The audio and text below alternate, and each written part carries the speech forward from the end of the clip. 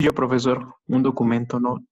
Público en pensiones ocurre por el sistema de beneficio definido, este sistema de reparto, que sigue pagando altas pensiones en función de los últimos salarios, últimos 5 salarios mínimos, digo, últimos 5 salarios recibidos, ¿no? Durante el periodo de trabajo. Y sí, o sea, ya dentro del presupuesto federal, lo que el gobierno asigna a cubrir estas pensiones ya rebasa el 3% del presupuesto. Era 3.5 hace como 2 años, ahorita no sé cuánto sea, ¿no? Pero bueno. Entonces, para encarar esta situación, plantean que hay que reducir el tramo exento de impuestos de las pensiones. Imagínense ustedes, es decir, los trabajadores cotizan, digo, pagan impuestos durante toda su fase laboral y luego también hay que seguir pagando impuestos por las pensiones. Dice, porque hasta ahora se exenta el pago del ISR a un par de salarios mínimos, ¿no? Y a partir de 2 salarios mínimos hay que pagar el impuesto sobre la renta. Entonces ahí dice, hay que reducir el tramo exento de impuestos. O sea, quieren que todo el mundo que recibe pensiones pague impuestos sobre la renta, ¿no? Entonces, de por sí las pensiones son bajas, bueno, en muchas pensiones, ¿no? Es la mayoría, ¿no? Entonces, pagar impuestos, pues más reduce el poder adquisitivo de los jubilados. Y luego esto que mencionan, topar el monto máximo a otorgar como pensión. Ahí yo estoy de acuerdo, repito, en torno a lo que ya mencioné anteriormente respecto a las pensiones que reciben los jubilados de Pemex, de la CFE, de la Suprema Corte de Justicia, eh, de la Banca de Desarrollo, etcétera, ¿no? Que tienen jubilaciones estratosféricas. Pues sí, eso sí, repito, hay que poner un tope. O sea, tope, repito, el planteamiento que yo hice en esa iniciativa que participé era poner 15 salarios mínimos como tope a las jubilaciones. Ampliar, otra de los paliativos que plantean es ampliar las oportunidades actuales, así como la edad de jubilaciones. Entonces, lo que decíamos, ¿no? O sea, están planteando aumentar la edad de jubilación, o sea, en el sentido de que antes la gente se jubilaba a los 57, y después a los 60, después a los 65, y entonces hay planteamientos que sea hasta los 67, aquí plantean que sea a los 70, Carlos Slim dice que hasta los 75, ¿no? Y repito, después te van a terminar dando una inyección letal, carajo, ¿no? Pero bueno. Entonces, muchos recibirán tasas de reemplazo, lo que dijimos, muy bajas, y un porcentaje considerable no calificará para la pensión mínima. Sí, decíamos, ¿por qué? Porque este problema de desempleo, subempleo, pues la gente deja de cotizar al sistema de fondo de pensiones. O sea, no completa las 1,250 semanas, y la nueva iniciativa plantea reducirlo a 1,000, a 750 semanas de cotización. Pues ante la crisis que estamos enfrentando y el mayor desempleo, subempleo, pues menos, ¿no? Y luego la cuestión está del outsourcing, ¿no? Pues lógico, no logras tener las semanas de cotización para obtener de pérdida la pensión mínima, que es un salario mínimo, ¿no? Que no te da para nada, ¿no? Y luego el de bajar las comisiones de las AFORES, que ya lo habíamos dicho, ¿no? Se han venido bajando, pero siguen estando altas en relación a la media internacional, ¿no?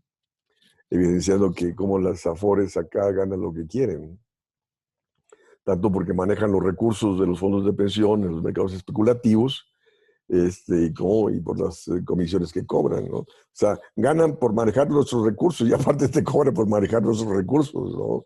O sea, estamos en el peor de los mundos posibles.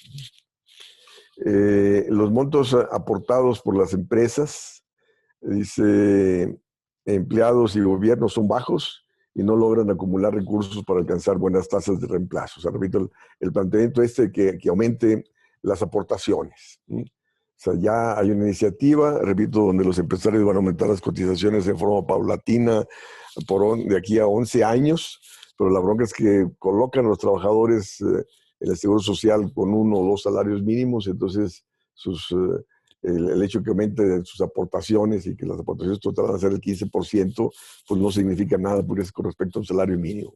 Si se duplicase el salario, pues lógico, se duplicaría la participación, ¿no? Pero lógico, no proceden a aumentar salarios, sino, repito, de forma paulatina van a estar ahí incrementando. Y el problema es, además decíamos, el manejo de esos fondos, ¿no? Si esos fondos siguen en el mercado financiero especulativo, pues se desvalorizan en cada crisis, ¿no? Y si siguen siendo manejados por las administradoras privadas, pues lógico, quienes lucran, quien gana son ellos, y ese rendimiento no va a los pensionistas. Entonces de ahí ¿Y ahora qué se festejan? Bueno, pues la Virgen de Guadalupe ya viene. Este, eh, eh, entonces la cuestión es de que esos recursos pues tienen que ser administrados desde mi perspectiva, repito, por el gobierno, ¿no? En apoyo al sector productivo, en apoyo a la generación de empleo formal, para que haya mayor número de trabajadores cotizando al sistema de fondo de pensiones y así asegurar las pensiones presentes y futuras. Sí, o sea, el otro planteamiento es que las personas aporten más para su retiro, pero la bronca es esa, ¿no? Si aportas tú más para el retiro, disminuye tu ingreso disponible, se disminuye tu capacidad de gasto, y al disminuirse su capacidad de gasto se contrae demanda, se contrae la producción, se contrae la generación de empleo y sigue el problema de que cada vez hay menos trabajadores cotizando en el sistema de fondo de pensiones. Entonces, no, la salida no es por ahí, que cada quien aporte más, en absoluto, ¿no?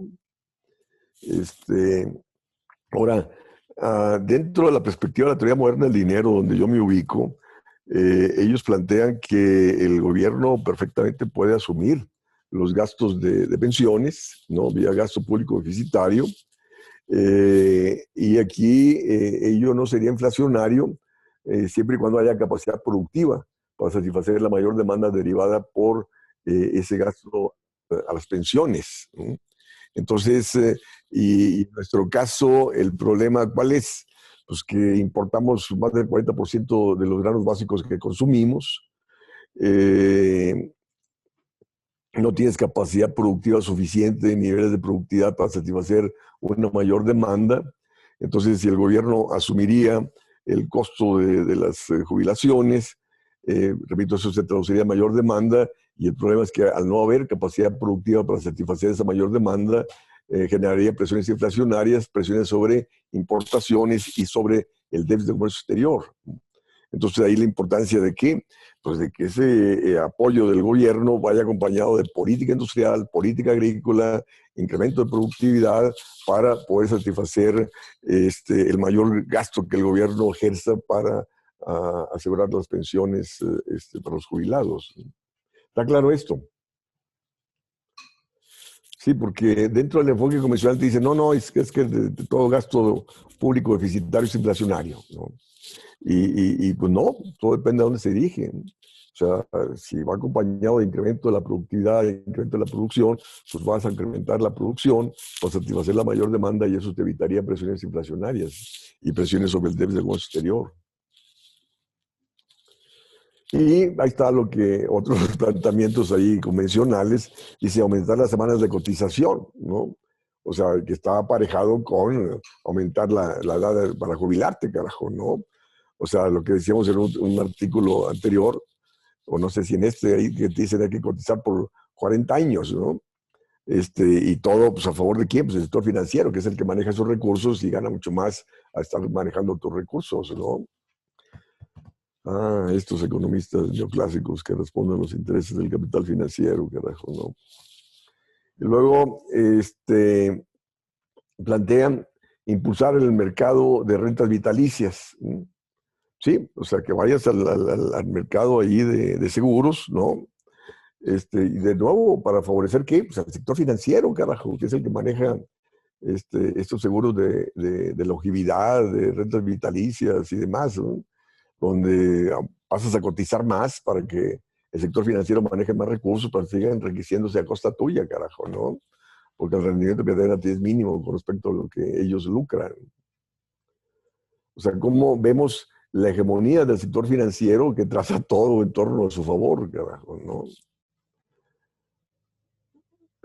Bueno, el monto otorgado a las pensiones no contributivas es bajo, ¿no? Dice, ello genera incentivos a la informalidad. Sí, pues en el momento en el cual te dicen también, dice, bueno, pues, si la jubilación va a ser baja, pues ¿para qué fregados cotizo, no? O sea, ¿para qué fregados me meto en la economía formal? ¿No? Pues sigo en informalidad, ¿no? Entonces ahí la importancia de que pues generar empleos formales bien remunerados y hacer un buen manejo de los fondos de pensión para asegurar jubilaciones, pensiones dignas para un buen vivir en la edad de jubilación. Dice, los montos requeridos para sostener una pensión más generosa crean una gran presión fiscal. Pues sí, es justo lo que está aconteciendo hoy en día en nuestro caso. Bueno, y de hecho las pensiones no son generosas, ¿no? Este, o sea, hay presión fiscal, y lógico, si fuera generosas, pues generaría más presión fiscal. Y repito, y ahí no habría problema. Si el gobierno tiene control de la moneda, se financia con ella, cae en deuda en su moneda, a baja tasa de interés, puede estar refinanciando permanentemente la deuda. Y aquí la cuestión es que esta pensión más generosa vaya acompañada de crecimiento de la productividad y de la producción para satisfacer la mayor demanda de esta pensión generosa y evitar presiones inflacionarias. Y luego también, repito, se pronuncian por el ahorro voluntario para el retiro. Sí, o sea, ellos están porque metan más recursos al sector financiero. Dicen, aumente las participaciones voluntarias al fondo de pensiones para su mejor vejez, ¿no? Pero ese mayor ahorro voluntario, repito, te disminuye tu capacidad de gasto. Sigues contrayendo demanda, sigues contrayendo la producción, sigues contrayendo la creación de empleo y sigue disminuyendo el número de trabajadores formales cotizando al fondo de pensiones y sigue el problema de las pensiones. Porque para encarar, repito, la cuestión de las pensiones tienes que aumentar el número de trabajadores formales para que haya mayores trabajadores cotizando en el fondo de pensiones y así garantizar las pensiones presentes y futuras. Luego, por último, plantean que lo que decíamos en la clase pasada, que cada ciudadano a los 16 años se le abra una cuenta individual, ¿no? O sea, yo había dicho 18 años y nada, es a los 16 años, que ya te abren una cuenta individual para que empieces a cotizar, ¿no? ¿Para qué? Pues darle mayores recursos al sistema financiero para que especule, ¿no? Para que te lucre a costa de tus recursos, ¿no? Y lo que tú vas a recibir, pues es mínimo con respecto a lo que ellos ganan, ¿no? ¿Comentarios, jóvenes, a esto?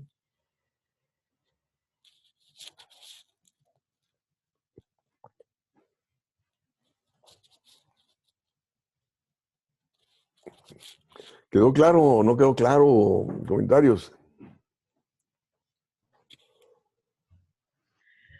Tania, Hola, hola. sí, sí, buenos Bueno, días, muy buenos quiero, días. quiero presentar a Tania Arriola, es una profesora de Zacatecas que ha venido trabajando el tema de las Afores y entonces le pedí que participara, ¿no? Adelante. Claro, muy bien, muchísimas gracias. Bueno, pues primero saludarte a ti y a todos los que se encuentran ahorita en esta sala de reuniones, en esta clase tan interesante sobre pensiones. Bien, ya lo dijo el doctor Arturo, yo desde hace un tiempo he venido dándole seguimiento a este tema. Sí, por la importancia que supone, ¿no? Es un tema de vigencia no solo en la agenda nacional, sino internacional, ¿verdad? Entonces, bien, me gustaría nada más hacer algunos comentarios. Creo yo muy bien creo que el doctor Arturo lo aborda de manera muy atinada, muy certera, digamos, comparto su visión, pero sí me gustaría por ahí hacer algún tipo de puntualización. Ay, perdón, permíteme un momentito. Ok, bien, pues miren, ¿qué podría? Ay, a ver, espérenme que perdí de vista la reunión, déjenme ver. Sí, tengo activo aquí el micrófono. Ok, bien, les digo, ¿qué me gustaría comentar? La verdad, como les dije hace un momento, el sistema pensionario es muy complejo. Sí, o sea, es un tema difícil de abordar. ¿Por qué?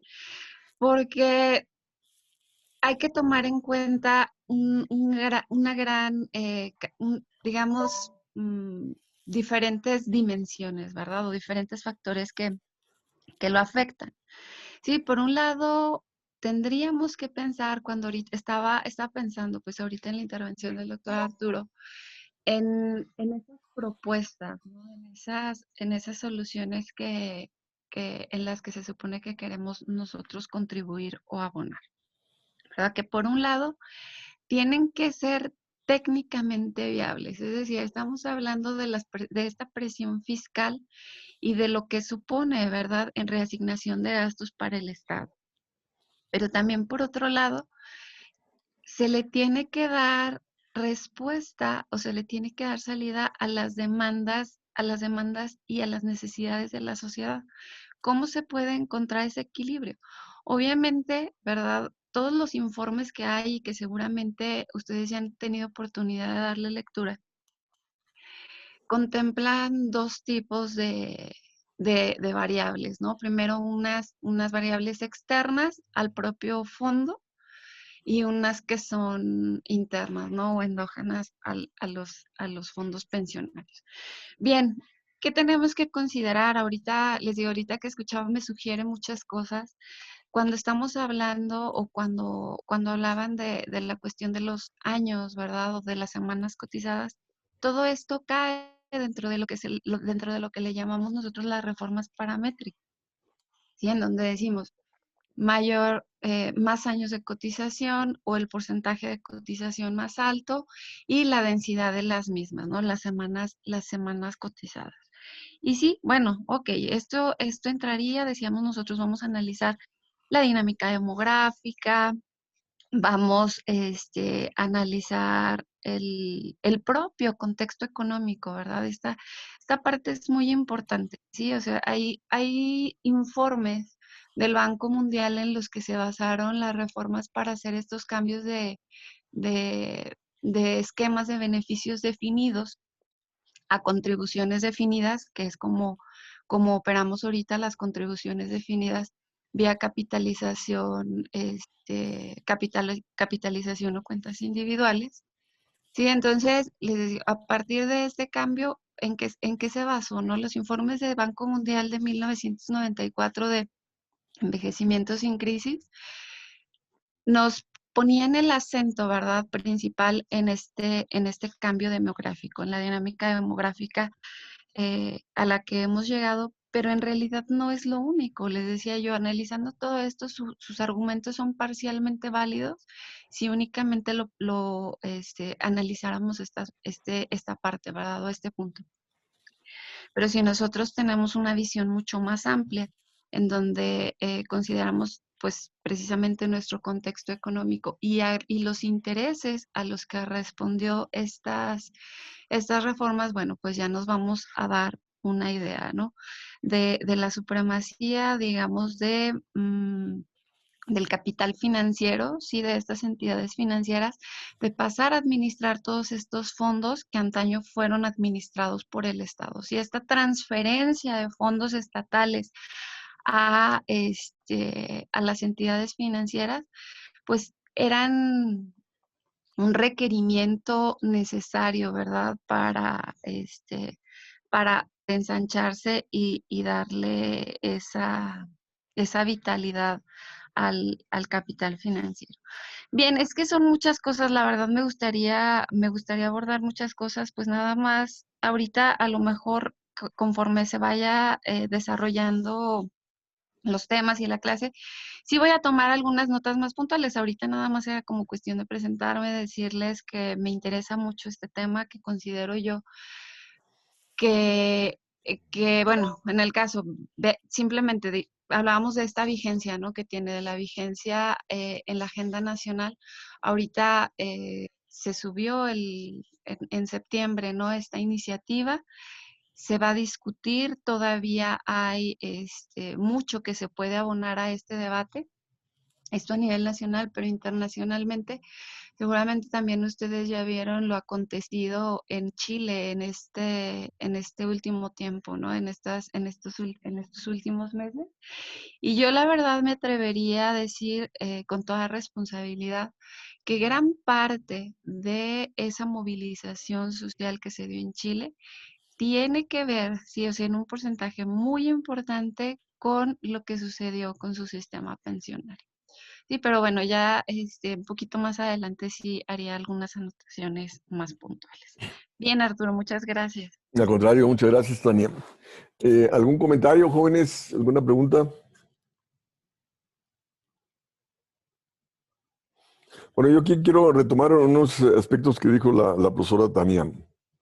La cuestión demográfica. Creo que habíamos dicho en la sesión pasada cómo o sea, a raíz del aumento de la esperanza de vida, esto pasó a incrementar las presiones sobre los fondos de pensiones. Anteriormente, la esperanza de vida era menor, entonces un jubilado pues, tenía su pensión por pocos años, porque después fallecía, pero el momento en el cual el aumenta la esperanza de vida, el jubilado pues pasa a usufructuar o a obtener la pensión por muchos años, ¿no? Sí, decíamos que hay gente que ya tienen 30 años de jubilados, ¿no? ¿Por qué? Porque se jubilaron a los 25 años de trabajo, cuando tenían 50 años, y siguen viviendo, ¿no? O sea, han usufructuado, obtenido pensiones por a lo largo de 30 años y eso, lógico, presiona sobre el fondo de pensiones, ¿no? Entonces, conforme vaya aumentando más el número de jubilados y su esperanza de vida, pues lógico, pues no hay recursos para satisfacer Entonces, de ahí que las reformas que se han ido dando al sistema de fondo de pensiones, pues han pasado, ¿por qué? Pues por alargar los años para poderte jubilar, ¿no? Repito, antes te podías jubilar a los 55 años, 57, 60, 65 y quieren seguirlos aumentando, ¿no? A 67 y más años, ¿no? ¿Justo para qué? Pues justo para, como ha aumentado la esperanza de vida, para que no presione tanto las pensiones sobre las finanzas públicas, que es la que tiene que cubrir la brecha existente, ¿no? Y ahora, la cuestión es la siguiente, ¿no? También decíamos que en el 80 había 23 trabajadores activos por un jubilado, ¿sí? Y actualmente hay 3.5 trabajadores activos por un jubilado, y eso también te quiebra cualquier fondo de pensiones. Pero ahí el sistema no pone la atención en ello, ¿no? Pone la atención en lo que acabamos de decir, que hay que aumentar los años de cotización, o sea, que cotices por 40 años, que el ahorro voluntario y que se aumente la cuota de cotización, ¿no? Pero no plantean incrementar el empleo formal, ¿no? No plantean incrementar los salarios, ¿no? Porque si tú no aumentas el número de cotizantes en el sistema de fondo de pensiones, repito, pues va a seguir el problema, ¿no? Que no hay recursos para estar cubriendo las jubilaciones. Y repito, y ellos, en vez de plantear incrementar salarios para así el porcentaje al aumentar salarios, pues pasas a el monto a aportar al fondo de pensión pasa a ser mayor, ¿no? Y ellos están porque aumente la cuota, ¿no? Y no los salarios, ¿no? Y la cuestión esta, efectivamente, o sea, el gobierno antes manejaba los recursos fondos de pensiones, pero resulta que desaparecieron, ¿no? Por el mal manejo de los gobiernos corruptos que se robaban esos recursos o los utilizaban para financiar campañas políticas. Entonces de ahí también eso dio pie a que el sector financiero pues, peleara por manejar esos recursos. Y repito, los fondos de pensiones son pues, la gallina de los huevos de oro para el sector financiero, porque el trabajador cotiza por 30 años, ¿no? Y no dispone de esos recursos hasta que se jubile. Entonces, durante 30 años el sector financiero está lucrando, ¿no? Invirtiendo esos recursos, especulando con ellos y ganando lo que quiere, ¿no? Entonces, la cuestión es que pasamos de Guatemala a Guatepeor, ¿no? Entonces, en el sentido de que se nos prometió que con estas cuentas individuales, la gente, o sea, eran los anuncios de que la gente de la tercera edad iba a estar en la playa disfrutando de sus fondos de pensión, y en absoluto, ¿no? Ahí está lo que decía la maestra Tania. En el caso de Chile, los fondos de pensión representan más del 70% del Producto Interno Bruto. En cambio, los montos de jubilaciones son mínimos, ¿no? Entonces, de ahí que las jubilaciones no da para la sobrevivencia de los jubilados, y de ahí la protesta, el rechazo frente a esta situación. Y la cuestión es de que aquí en México no existen los niveles de concientización, politización que existen en el Cono Sur, ¿no? Pero bueno, entonces de ahí, repito, el planteamiento de esta iniciativa que les he platicado, donde yo participé, que plantea que sea un gobierno, el gobierno, y estoy hablando de un gobierno no tipo de un instituto que maneje los recursos en favor de lo productivo, en favor del empleo, y que sea supervisado totalmente por los propios trabajadores, que son los dueños de estos recursos, en la perspectiva de ser bien invertidos, tanto para el crecimiento económico, para la creación de empleo y para asegurar rendimientos para mejores jubilaciones. ¿Comentarios antes de pasar al otro artículo? ¿Están leyendo o no están leyendo, jóvenes? Sí, Sí, están leyendo. ¿Comentarios? pues quizá decir, profesor, que estos problemas de sistema de pensiones, de las pensiones para las personas, también son reflejo de la pérdida de movilidad social que enfrenta México, ¿no? Las posibilidades que tienen ahorita las personas de que la educación superior signifique estar en un empleo formal y conservarlo, pues disminuyen. No solamente la educación superior es cada vez menos eficiente para hacer que las personas pues, se inserten en mejores condiciones que la de sus padres. Y bueno, yo podría decir que es muy diferente que se aseguren las mismas condiciones que teníamos o que tuvieron nuestros padres en referente a, por ejemplo, las pensiones que ahorita vamos a disponer nosotros. Sí, la cuestión es ¿por qué de esto, no? Justo porque, bueno, la economía hoy día tiene menos industria, hay menos empleo formal, que ha llevado, repito, a disminuir el número de cotizantes, y luego la misma política neoliberal se ha llevado a que sea el sector financiero el que maneje estos recursos, y sí, ¿no? Son las consecuencias mismas del modelo neoliberal, repito, que ha generado desempleo, menos economía formal, que sea el sector financiero o el hegemónico el que maneje los recursos en su beneficio y no en beneficio de los pensionistas, a diferencia de que, sí, el sector industrial fue el hegemónico hasta los 70s, ¿no? A nivel nacional y a nivel mundial. Y la hegemonía pasó a favor del sector financiero a partir de los 80s, ¿no? Con las consecuencias ya antes señaladas, ¿no? Entonces, de hecho, ayer platicando con unas compañeras, yo decía, bueno, ¿cuál es el futuro que nos espera, no? Y entonces, pues hay que trabajar para configurar un futuro digno, de empleos dignos, bien remunerados, trabajar para una mejor distribución del ingreso, en la perspectiva de lograr pensiones dignas en este caso, ¿no? ¿Qué pasa? ¿Por qué? Pues pasa por el desarrollo productivo, por la generación de empleo formal bien remunerado, por subordinar lo financiero en favor de lo productivo, en favor del pleno empleo, ¿no? Son decisiones políticas, y las decisiones políticas se toman en torno a correlación de fuerzas, ¿no?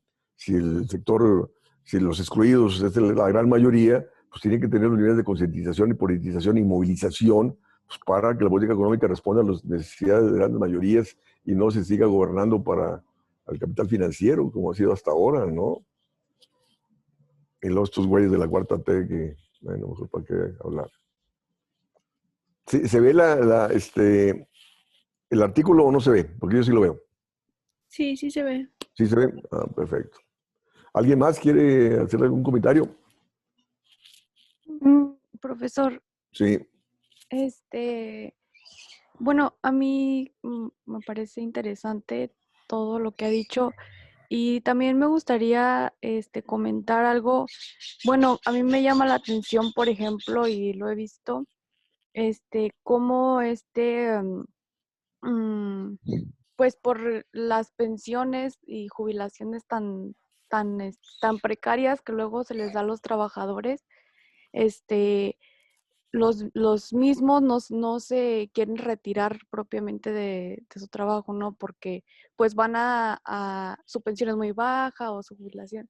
Entonces, pues de cierta manera, merman el trabajo en el que se desenvuelven, pues, porque ya no es lo mismo, ¿no? O sea, digo, la tecnología ahorita está, pues, en boga, ¿no? Y a lo mejor las personas que ya están a tiempo de jubilarse, pues no están del todo enteradas de lo que está sucediendo en ese sentido. Entonces, pues sí, de cierta manera también pienso yo que la economía y en general algunas actividades económicas se ven mermadas por este aspecto, pues importante, ¿no?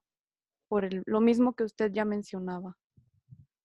Sí, es un aspecto muy importante el que acabas de señalar, efectivamente, ¿no? La gente no se jubila o no nos jubilamos, me incluyo. Yo tengo 45 años, eh, tiempo completo en la UNAM, y debí haberme jubilado hace 15, ¿no? Cuando cumplí 30 años de trabajo en la UNAM. Y la bronca es que no me he jubilado, no por el hecho de que al jubilarme voy a tener la pensión del ISSSTE, que son 25,000 pesos, sino no me he jubilado porque considero que sigo aportando, ¿no? De hecho, hay un reglamento dentro de los estatutos de la universidad que uno tiene que jubilarse a los 70 años. Y comento que a los 2, 3 días de haber cumplido los 70 años, ahorita tengo 73, a los 2, 3 días de haber cumplido 70 años recibo una carta del rector invitándome a jubilarme, ¿no? Y pues lógico, no le contesté, ¿no? Y a los 71 años, igual, ¿no? A los 2, 3 días del 70 años recibo una carta del rector y ahí sí le contesté al vato, ¿no? Y le dije, mire, si yo sigo trabajando es porque pues yo contribuyo al conocimiento, contribuyo al prestigio de la facultad, contribuyo al prestigio de la propia universidad, y mándele esa carta a la gente que no contribuye, ¿no? Que no está aportando. Y, le dije, y no le mande la carta a todo mundo, ¿no? O sea, usted tiene que discriminar, ¿no? Y de hecho, o sea, hace meses leí un estudio científico que constata que las personas de 65 años y más, hay muchos, ¿no?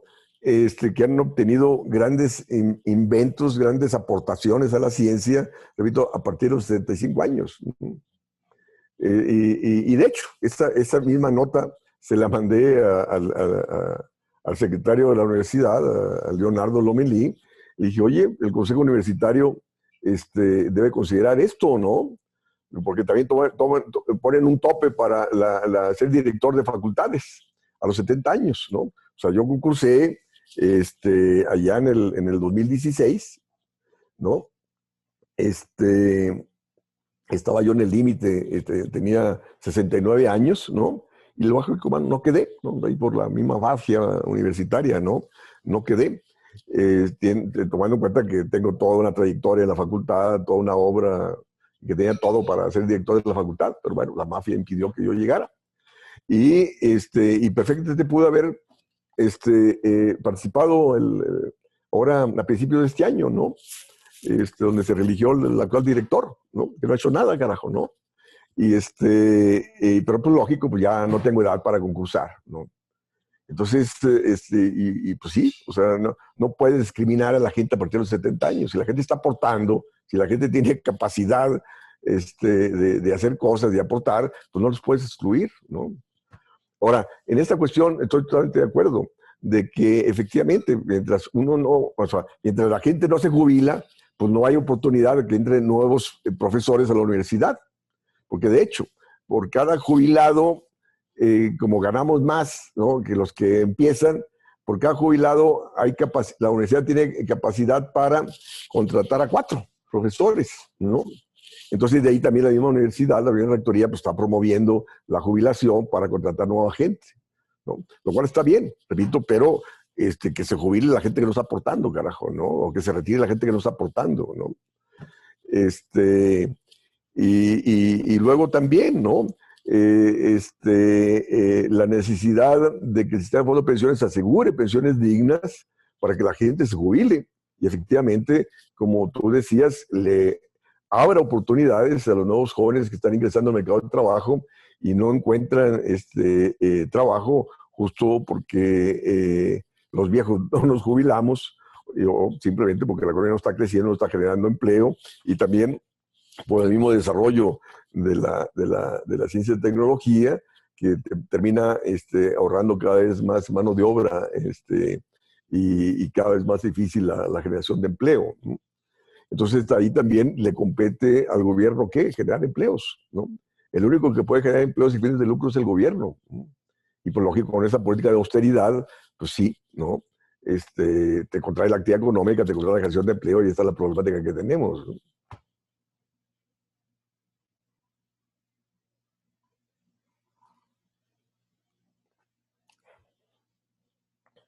¿Alguien más? ¿Algún comentario?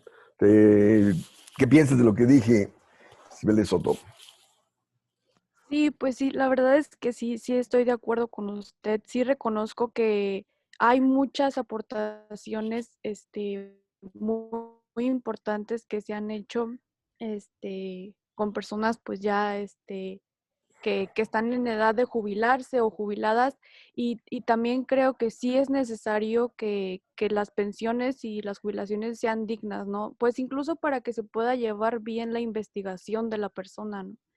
Y pues junto con ello, pues también lo que decía acerca de los jóvenes, ¿no? Abrir más espacio para nuevas ideas, y pues esto que nos caracteriza, ¿no? A los jóvenes. Pero sí estoy de acuerdo con lo que dice el profesor. ¿Alguien más? Gracias. Sí, gracias.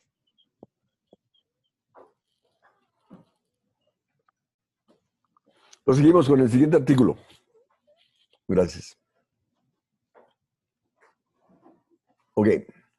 Entonces, ese artículo se titula La reversión de la privatización de las pensiones, reconstruyendo los sistemas públicos de pensiones en los países de Europa Oriental y América Latina del 2000 al 2018, de la Organización Internacional del Trabajo, ¿no? Entonces, aquí se analiza el fracaso de los sistemas privados de pensiones para mejorar la seguridad de ingresos en la vejez y su bajo desempeño en términos de cobertura, niveles de beneficios e impactos sociales y fiscales. Es decir, lo que decíamos anteriormente, estos sistemas de pensiones privados prometieron una vejez de primer mundo, ¿no? Y la cuestión es de que nada de esto se ha dado, sino todo lo contrario, ¿no? O sea, como la tasa esa de el rendimiento, la jubilación que obtienen, ni siquiera llega al 25% de su último salario. Entonces, de ahí que se ha venido documentando, bueno, el artículo documenta procesos de reversión de la privatización de las pensiones. O sea, ante el fracaso de estos fondos de pensiones privados, en muchos países se está dando la reversión de esa privatización. O sea, pasa de nuevo el Estado a controlar estos recursos, la perspectiva de poder garantizar mejores pensiones. Entonces, el trabajo de la OIT dice, se identifican los pasos para revertir la privatización en las pensiones para aquellos países que consideren retornar a un sistema público, ¿no? O sea, aquí van te van diciendo cómo deben de hacer los gobiernos para revertir los sistemas de privatización privados.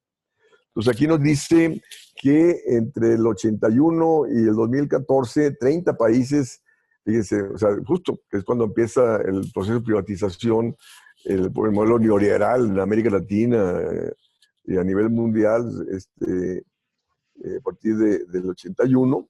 Entonces dice, desde el 81 al 2014, 30 países privatizaron sus sistemas públicos de pensiones, 14 países en América Latina, 14 en Europa Oriental, 2 de la antigua Rusia y 2 países de África. O sea, pasaron a privatizar sus sistemas de pensiones. Dice, las privatizaciones recibieron ayuda, lógico, asesoría del Fondo Monetario Internacional, del Banco Mundial, de la OECD. Pues sí, son los organismos financieros internacionales que responden a los intereses de quién, del sector financiero, ¿no? Dice, contrariamente a las recomendaciones de la Organización Internacional del Trabajo, pues que responde, repito, a los intereses de los trabajadores que se opusieron a esto. Dice, hasta el 2018, 18 países habían reformado, revirtiendo total o parcialmente la privatización de las pensiones. Lo hicieron luego de la crisis de 2007-2008, cuando las fallas del sistema privado se hicieron evidentes. Sí, porque en la crisis de 2007-2008 cayeron las bolsas de valores a nivel internacional y los fondos de pensión estaban invertidos en los mercados de capitales, y al caer el precio de las acciones, pues se desvalorizaron los fondos de pensiones, perdieron los trabajadores. Entonces de ahí pues, hubo protestas, ¿no? Movilizaciones, que ha llevado que de la crisis del 2008 al 2018, 18 países hayan revertido este proceso de privatizaciones. Debido a que las privatizaciones no dieron los resultados esperados de que iban a mejorar los fondos de pensiones. Entonces, las tasas de cobertura se estancaron. O sea, ¿cuáles son las tasas de cobertura? O sea, ¿qué tanto población económicamente activa está sujeta a los fondos de pensión? Y lógico, se estancaron. ¿Por qué? Porque pues, aumentó la economía informal, aumentó el desempleo, ¿no? Entonces, menos trabajadores pasan a ser sujetos a tener la cobertura de los fondos de pensión. Y los niveles de pensiones también se deterioraron, ¿no? O sea, justo por el mal manejo de estos recursos a favor del sector financiero en detrimento de los trabajadores. Dice, el riesgo de las fluctuaciones en los mercados financieros se trasladó a los individuos, lo que dijimos anteriormente. O sea, al invertirse en los recursos en los mercados de capitales, caen los mercados de capitales y pues, se desvalorizan los fondos de pensión de los trabajadores. Quien pierde son los trabajadores y no las administradoras de estos fondos. Los costos administrativos aumentaron, ¿no? Lo que resultó en menos niveles de prestaciones.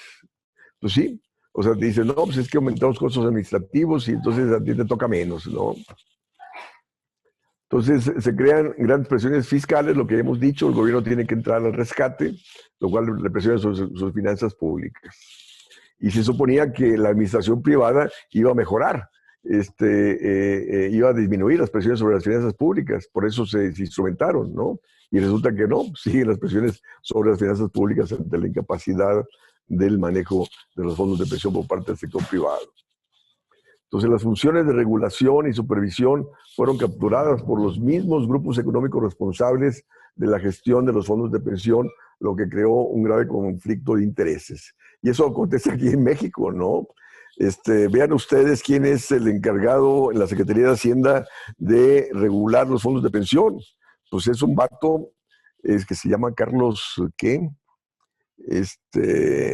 Ay, carajo. No, ahorita me acuerdo de su apellido. Que antes fue presidente de las Afores, ¿no? O sea, fue presidente de las Afores y ahora es el encargado de las Afores de Secretaría de Hacienda, de la 4T, ¿no? Con él tuve una fuerte discusión el año pasado en la Cámara de Diputados, ¿no? Y justo pues, pasa a ser juez y parte, carajo, ¿no? Hay conflicto de intereses ahí. O sea, y repito, aquí, o sea, cómo esto se da a nivel mundial. O sea, aquí la OIT está planteándolo en torno a los países que analizó. Repito, y en México encaja dentro de eso, ¿no? O sea, cómo, pues sí, te infiltran todos los gobiernos en la perspectiva que quieren seguir protegiendo sus intereses, ¿no? Y ahí está la 4T, que es diferente. Por favor, carajo, ¿no? Tales reformas de las pensiones no tuvieron efectos sobre el crecimiento económico de los países. Pues sí, y eso también lo debatí con ellos. Y dije, oigan, ¿ha sido funcional las Afores al desarrollo económico del país? Porque ustedes manejan el 15%, o sea, los recursos que ustedes manejan representan el 15% del Producto Interno Bruto, ¿no? ¿Y a dónde se han ido esos recursos? Porque no se ha traducido en mayor inversión productiva, no se ha traducido en mayor empleo formal, no se ha traducido en mayor crecimiento económico, ¿no? Ustedes manejan esos recursos en favor de lo financiero. Entonces, de nuevo, ¿no? O sea, son 15% del Producto Interno Bruto esos recursos. Si se canalizara la inversión, pues la inversión se estaría incrementando 15% y estaría la economía creciendo tremendamente y el empleo, pero pues no. Por favor. Transferir los recursos de las cuentas individuales al nuevo sistema público de pensiones. Pues sí, o sea, en eso la preocupación, o sea, repito, revertir las cuentas individuales de nuevo a un sistema público. Entonces ahí pasan ellos, dice la necesidad de incrementar los mecanismos de inspección, ¿sí? Para que no haya especulación y para que haya un buen uso de los recursos en favor de los trabajadores. Entonces está la gestión de las inversiones del régimen público de pensiones, o sea, que sea el sector público el que maneje la gestión de las inversiones de estos fondos, en favor, repito, de lo productivo y el empleo formal. Cuanto más permanezcan privatizados estos fondos de pensiones, mayor será la influencia de los fondos privados de pensiones y del sector financiero, que volverá más difícil este proceso de reversión de la privatización. Pues sí, mientras más permanezcan privatizados, más difícil va a ser revertir esta situación. Se aumenta más el poder económico y político de este grupo financiero, ¿no? Y ahí está el gobierno de rodillas, ¿no? Así se pone de tapete frente a estos vatos, ¿no? Y de hecho, esta reforma que el gobierno presentó hace poco para disminuir el número de semanas de cotización de 1,250 a 1,000 y a 750 pasa siempre y cuando se apruebe esta ley o esta iniciativa de ley que está en stand-by, que le permite a las Afores invertir hasta el 100% en los mercados financieros internacionales, ¿no? Es decir, cómo ellos están poniendo las condiciones. Sí, vamos a cotizar más de aquí a 11 años, siempre y cuando el sector, o sea, los fondos de pensión sigan manejando por las Afores, sigan siendo manejados por las Afores y no por el gobierno, ¿no? Y el gobierno, sí, señores, que la fregada, ¿no? Entonces, vemos cómo, por más que el gobierno dice que no responde a intereses de clase, carajo, por favor. Dice, en la privatización no hubo competencia entre las agencias, ¿no? Sí, se ponen de acuerdo y ahí que todos cobran altas comisiones. Dice, las empresas nacionales fueron absorbidas por grandes empresas extranjeras. Pues sí, son las financieras internacionales las que te controlan los fondos de pensión, ¿no? Y de ahí la especulación, repito, que quieren invertir en sus propios mercados financieros internacionales estos recursos, especular y ganar en torno a ellos, ¿no? Y le pregunta, ¿quién se beneficia de los ahorros para la jubilación de los ciudadanos? Pues el sector financiero, ¿no? Es el hegemónico, y mientras sigue siendo el sector financiero el hegemónico, pues lógico no hay viabilidad de poder revertir esta situación en favor de lo productivo y en favor del pleno empleo. Implica un problema político. Uno pensaba que con el porcentaje de votación del 2018 las cosas podían ir cambiando y no, en absoluto, ¿no? Lo cual refleja que pues, el gran poder que el sector financiero tiene para doblegar a cualquier gobierno de cualquier bandera, carajo, de cualquier color. Dice, en Finlandia en los 30 y 40 los fondos públicos de pensiones se utilizan para electrificación rural, infraestructura, en los 60 para la industrialización, ¿no? Y acá igual, ¿no? Aunque bueno, el Seguro Social empieza en el 43, sí, o sea, esos recursos impulsaron el proceso de industrialización en el país, eran funcionales al crecimiento económico. Y después, repito, el mal manejo del gobierno de esos recursos que dio pie a que el sector financiero se apropiara de ellos. Dice, con la privatización, los fondos van a los mercados de capitales buscando altos rendimientos, dejando de lado los objetivos nacionales de desarrollo. ¿Sí? Lo que ha venido aconteciendo, decíamos, en el país y cómo se legisla justo para ello, ¿no? Para que los recursos, en vez de que vayan a impulsar el desarrollo económico, van a los mercados financieros internacionales. ¿A favorecer a quién? Pues al sector financiero, carajo, ¿no? las regulaciones nacionales no incluyen restricción a la inversión de fondo de pensión en el extranjero. Sí, es lo que decíamos, ¿no? Está liberalizando los fondos de pensión para que inviertan, ¿no?, todo en el extranjero. O sea, en vez de impulsar la economía nacional, pasas a impulsar los intereses del sector financiero y otras economías, ¿no? Pasas a crear empleos en otros lados y no en el propio país. Las compañías de seguros de vida se han beneficiado de un mercado cautivo para vender nuestras rentas vitalicias, ¿no? Lo que decíamos anteriormente, ¿no? Ahora te están recomendando que compres una renta vitalicia, ¿no? Entonces, aparte de tu cotización, vas a la compañía de seguros para comprar una renta vitalicia, o sea, a seguir supuestamente ahorrando más. ¿Para qué? Pues para que el sector financiero tenga mayores recursos para seguir especulando, carajo. Como si ello se fuera a traducir en mayor rendimiento de tus inversiones, carajo. Dice, es de gran preocupación que los ahorros de jubilación de los ciudadanos se vayan hacia las grandes corporaciones financieras internacionales. Pues sí, ¿no? Estás engordando, ¿no? Las arcas de las corporaciones financieras internacionales en detrimento de que esos recursos te impulsen la dinámica productiva nacional, te impulsen el empleo nacional, te impulsen el mayor número de cotizantes del sistema de fondos de pensiones nacionales para que se traduzcan en mayores montos de jubilación para los nacionales, ¿no? Entonces, la privatización de las pensiones ha contribuido a la concentración del poder económico en manos de las empresas financieras internacionales que buscan generar beneficios en lugar de contribuir al desarrollo nacional. Pues, lo que hemos dicho, ¿no? O sea, pasa a ser más fuerte económica y políticamente el sector financiero. ¿Comentarios, jóvenes? Profesor, yo tengo una pregunta. Bueno, pregunta, comentario. ¿Por qué, si ya como usted lo ha señalado, el problema de la presión fiscal de las pensiones podría solucionarse con que hubiera más cotizantes? ¿Por qué el gobierno no abre más plazas y para que coticen más cuando hay necesidades sociales? Hay muchas, ¿no? En la salud, como lo estamos viendo ahorita, en la educación. O sea, no es como que falte necesidades, sí tenemos. Sí, pero para ello el gobierno tendría que gastar más, ¿no? Tendría que trabajar con gasto público deficitario en favor de lo productivo y en favor del empleo formal, ¿no?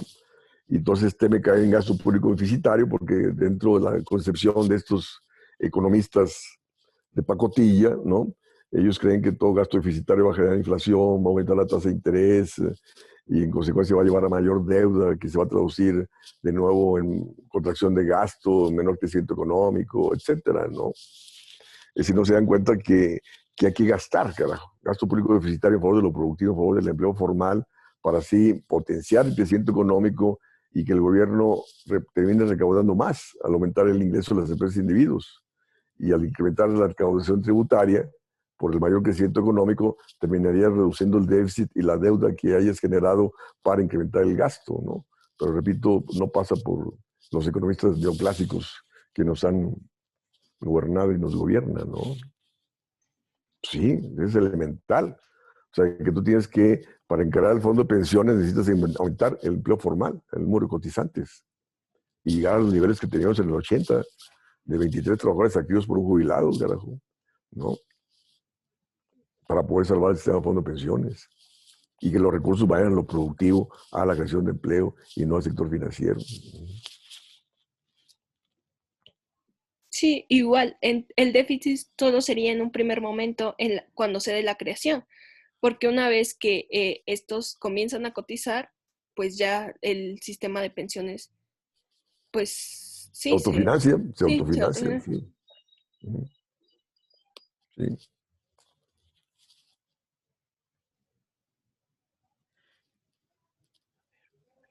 ¿Alguien más? No, pues yo nada más un brevísimo comentario al Sí, Tania. respecto.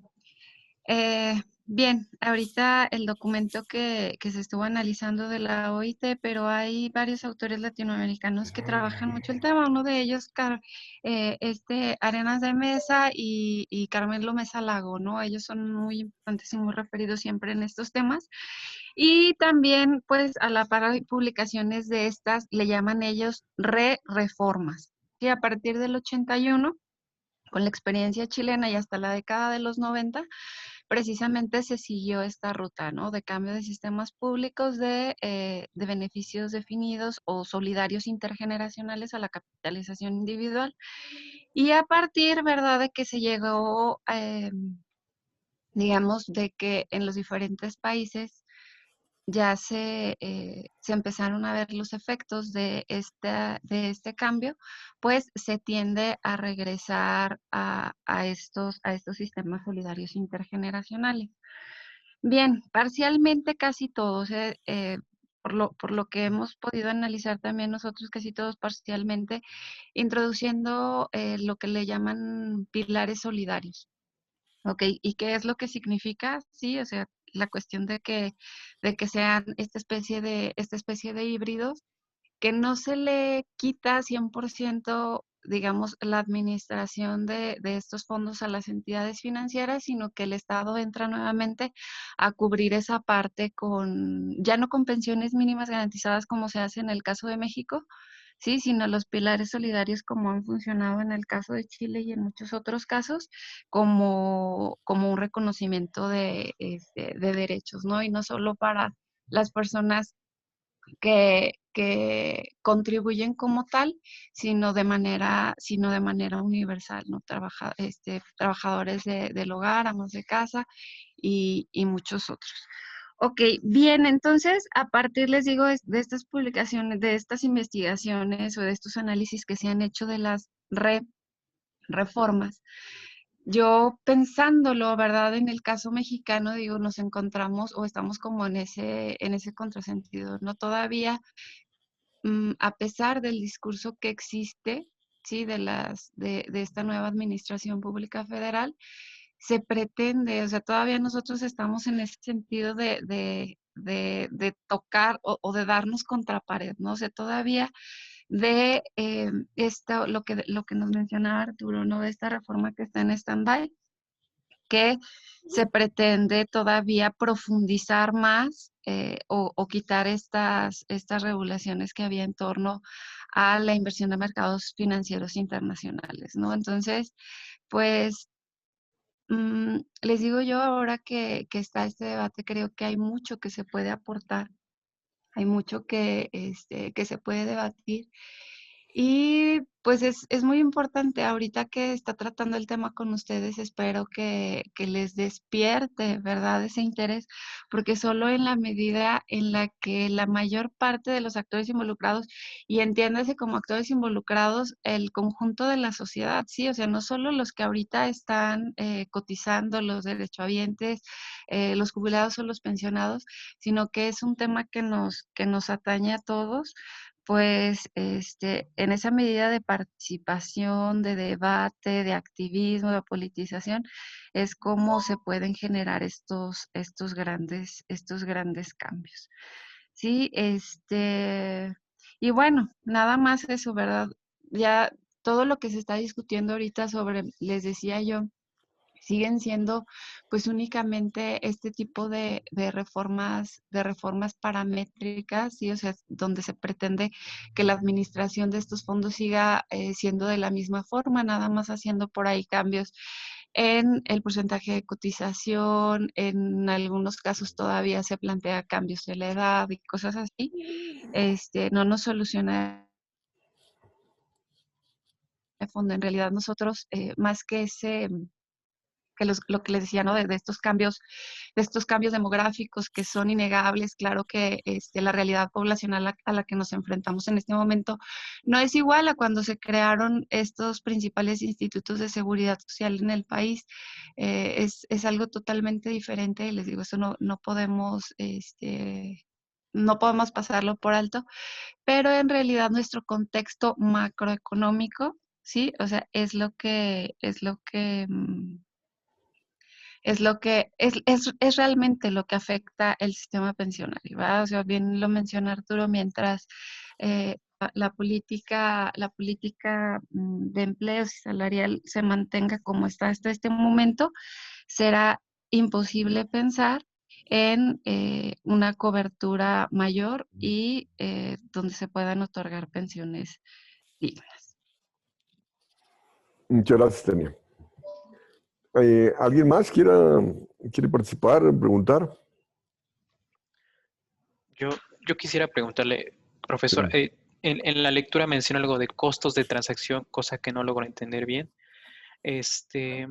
Y bueno, también aportar que en este trabajo de la OIT, como mencionaba la profesora Tania, pues aboga que a partir de ese trabajo del Banco Mundial, en el que mencionaban como una solución la privatización de los fondos de pensión, y podría apoyar para disminuir las presiones fiscales, promover el crecimiento y pues eliminar esos problemas demográficos, de que cambien el bono demográfico, la estructura demográfica de un país, que termina, bueno, concluye también la lectura, aporta que termina siendo lo contrario, que, y me resulta curioso el hecho de que las IFI, como menciona ahí, las instituciones financieras internacionales, hayan puesto su ojo en mercados en desarrollo, siendo estos los que poseen menor número de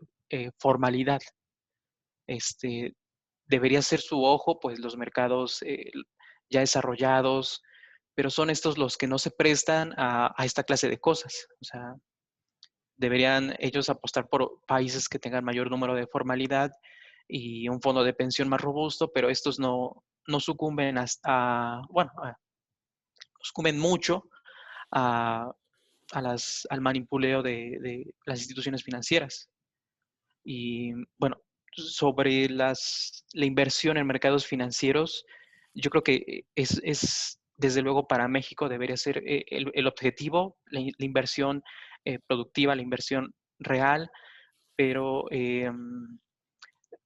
bueno, conozco el caso de Noruega, que su fondo global de pensiones, pues invierte en mercados financieros, pero lo hace, bueno, está en manos del Estado y lo hace con una estrategia pues pasiva, muy conservadora. Yo creo que si es que existe o si es que en algún momento se llega a plantear la inversión en mercados financieros, debería de ser mirando a Noruega, cómo lo ha hecho, cómo consigue cómo ha conseguido pues mantener un fondo, no tener fallos, no perder la rentabilidad o el, digamos, no perder de primera vista pues los afiliados a las personas que se está pensionando. Bueno. Gracias. Bueno, ahí son varios elementos, ¿no? Esta cuestión de los costos de transacción,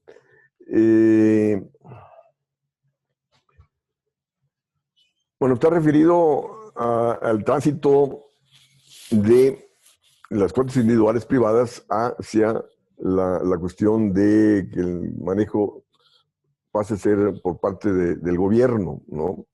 Entonces ahí, de hecho, el documento plantea que es un proceso de tránsito, de transferencia de estos recursos, y lógico, pues implica sus costos, ¿no? Entonces ahí hablan de la necesidad de la supervisión, ¿no? Del manejo de los mismos recursos, ¿no?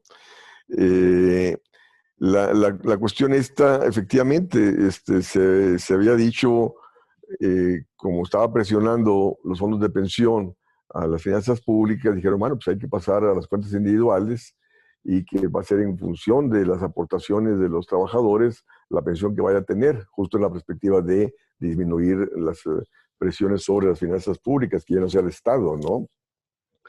Pero el problema fue de que hubo este problema de tránsito, también de que hubo trabajadores que no se adhirieron a las cuentas individuales y entonces el gobierno tuvo que seguir cubriendo estas jubilaciones de reparto que le han venido presionando sobre las finanzas públicas. Y luego también, si ahora se está dando, ¿no? Si lo que tú cotizaste no da, no completas para un salario, para una pensión mínima, que es un salario mínimo, el gobierno tiene que cubrirlo, ¿no? Entonces, por lo tanto, el sistema de fondo o de pensiones, de los fondos individuales, termina presionando más a las finanzas públicas y no disminuye las finanzas públicas como se prometía. Y pues sí, o sea, está la cuestión de la estructura demográfica que te presiona sobre las finanzas públicas, decíamos, digo, sobre el fondo de pensiones, pero lo que yo dije anteriormente, o sea, el gobierno puede perfectamente cubrirlo, pero no lo hace para no caer en déficit, porque teme que el déficit sea inflacionario. Y repito, no sería inflacionario si tú si estás incrementando la productividad y la capacidad productiva para satisfacer la mayor demanda generada por las pensiones, ¿no? Y luego esta cuestión de que dijiste que las instituciones financieras internacionales están apostando más a los países en desarrollo que los países desarrollados y los países en desarrollo que tienen más economía informal. La cuestión es de que los países en desarrollo están menos regulados en los estados financieros a diferencia de los países desarrollados. Entonces, están ganando aquí lo que no ganan en su país de origen. Así como la banca internacional gana aquí lo que no gana en su lugar de origen, igual las instituciones financieras internacionales de los fondos de pensión ganan aquí lo que no ganan en su lugar de origen, ¿no? Es decir, si bien hay problemas de informalidad, disminuye el número de trabajadores cotizando, pero ese 15% del Producto Interno Bruto, en el caso nuestro, 70% en el caso de Chile, les genera bastantes ganancias, ¿no?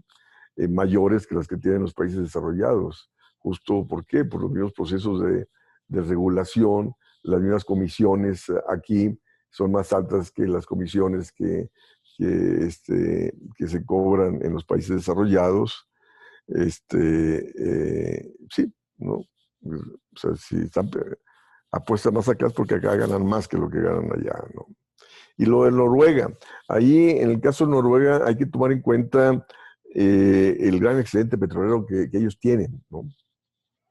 Que tienen unas finanzas públicas tremendas, ¿no? Justo por el excedente petrolero. Y ese excedente petrolero, parte de eso está canalizado a los fondos de pensión en favor de las jubilaciones de los trabajadores. Y lógico, pues ellos no tienen que andar especulando, ¿no? Porque tienen tantos recursos que no andan especulando para la máxima ganancia, como dices tú. Son inversiones más seguras que vengan a sustentar esas mejores pensiones para los trabajadores, ¿no?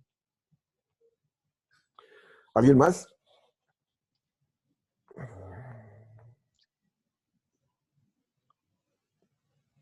¿O algún otro comentario, Iván? También decir que los problemas, digamos, demográficos y que mencionaba usted, pues los países europeos pues saben, o sea, también los tienen. Incluso ahí pues el número de personas, digamos, mayores es más grande, pero no tienen estas presiones que tiene, digamos, México, Chile. Y bueno, es como un proceso natural, decían ellos. Es un proceso natural que atraviesan, pero que el gobierno debe hacer frente, como usted menciona. Ahora, pero está la cuestión siguiente, ¿no? De que creo que las mencioné, ¿no? Y lo que acontece en España debe acontecer en varios países de la zona de Europa. Hay un tope a las jubilaciones de 2,000 euros, ¿no? Que son 15 salarios mínimos, ¿no? Que es a su vez el tope de jubilaciones que nosotros en la iniciativa que elaboramos en la Cámara de Diputados establecimos, sin saber el tope de España. O sea, eso lo supe el año pasado, ¿no? Y esta iniciativa se hizo a fines del 2018. Entonces también si pones un tope de 2,000 euros mensuales a los jubilados, pues también te disminuye las presiones sobre las finanzas públicas, ¿no? Sí, sí, sí. Y sobre eso, qué bueno que lo menciona, porque revisé una nota del Reforma pero por parte de un investigador del Centro de Estudios Espinosa Iglesias, y mencionaba la resolución de una jurisprudencia que abogaba por un tope de 10 salarios mínimos como tope para las jubilaciones del IMSS. Bueno, resolvía que esta jurisprudencia terminaba por darle permiso al IMSS, a su director, de que pues lo siguieran haciendo bajo el tope máximo de 25 salarios mínimos. Y si es que hay posibilidades de toparlo a 10 salarios mínimos, sería no retroactivamente, porque pues este monto de jubilación que poseen, digamos, los jubilados, los que se jubilan con leyes anteriores, pues son derechos adquiridos y no, bueno, ya no se podría hacer retroactivamente, pero sí, sí. Mira, con respecto a eso, cuando nosotros elaboramos la iniciativa, justo lo consultamos con el abogado ahí de la fracción, que es experto en estas situaciones, y le dije, oye, pero pueden decir los sindicatos del Pemex y de la CFE, etcétera, que no es retroactivo.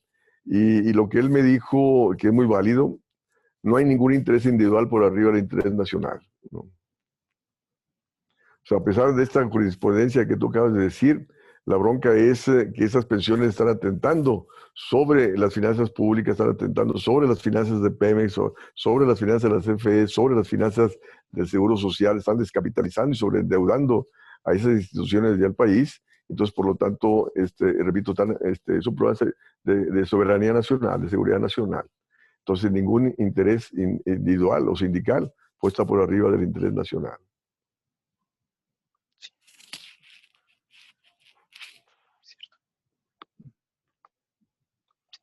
A lo cual teme el gobierno, ¿no? Repito, porque la iniciativa está, ¿no? La conocen y les vale, ¿no? Para no mover el avispero, carajo, ¿no? Entonces, que nos lleve el carajo, ¿no? Por Sí, favor. y también pues los problemas políticos que generarían Sí, sí, para las personas sí, sí.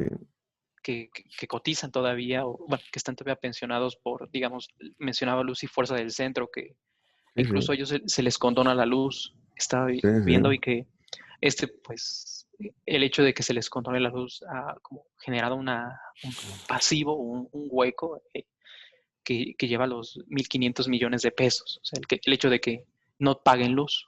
O sea, ingresos que podría recibir el Estado, pero Pues, eh, el fruto de eso es que en momentos pretéritos, pues sindicatos de estas empresas paraestatales, pues vieron sí, por sí. sus trabajadores, cosa que ahorita no pasa. Sí, porque no solamente Luz y Fuerza, sino todos los de la CFE también no pagan la luz, ¿no? ¿No? Pues, por favor, carajo, ¿no? Sí, termina reflejando que ahorita no existe eso, no existe quien abogue por los trabajadores. Los sindicatos no ven por ellos, cosa que antes sí se hacía, y por eso esa desigualdad entre los que trabajan en Pemex, CFE, las Fuerzas Armadas, a los que cotizan, digamos, ahorita con el ISSSTE, el IMSS.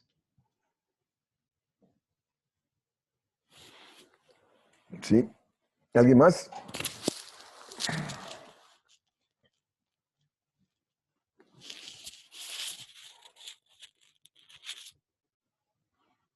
Entonces no hay más comentarios, jóvenes. Entonces terminamos la clase y seguimos con el tema de desigualdad, ¿no?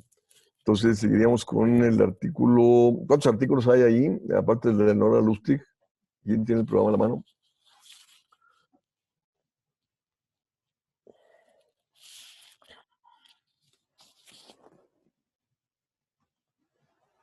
Son otros 5, me parece, profesor. 5 Además, artículos. Bueno, después de Nora Lustig, ¿qué otro artículo sigue? El de Norma Nora. Samaniego. Ajá.